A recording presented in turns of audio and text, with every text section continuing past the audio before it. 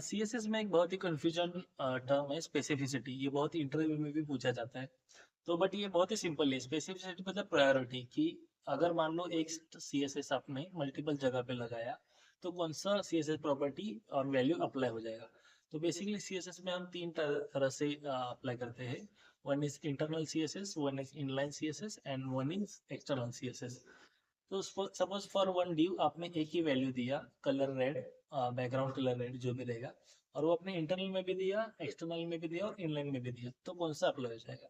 तो उसको बोलेंगे स्पेसिफिसिटी। तो सी एस एस डिफॉल्ट की बाय डिफॉल्ट क्या करता है, जो इंटरनल रहता है, सॉरी जो इनलाइन रहता है, अगर आपने ड्यू के सेम लाइन में अगर वो सी एस एस प्रॉपर्टी दिया है तो उसको फर्स्ट प्रायोरिटी रहता है। तो इसीलिए स्पेसिफिसिटी उसका वन हो गया, मतलब हायर स्पेसिफिसिटी। और सिंपल टर्म पे बोलो हायर प्रायोरिटी। सेकंड होता है इनलाइन सीएसएस में, जो हम हेड सेक्शन में देते हैं। और लास्ट प्रायोरिटी होता है जो एक्सटर्नल सीएसएस। बहुत ही इंपॉर्टेंट क्वेश्चन है, आप जरूर याद रखिए।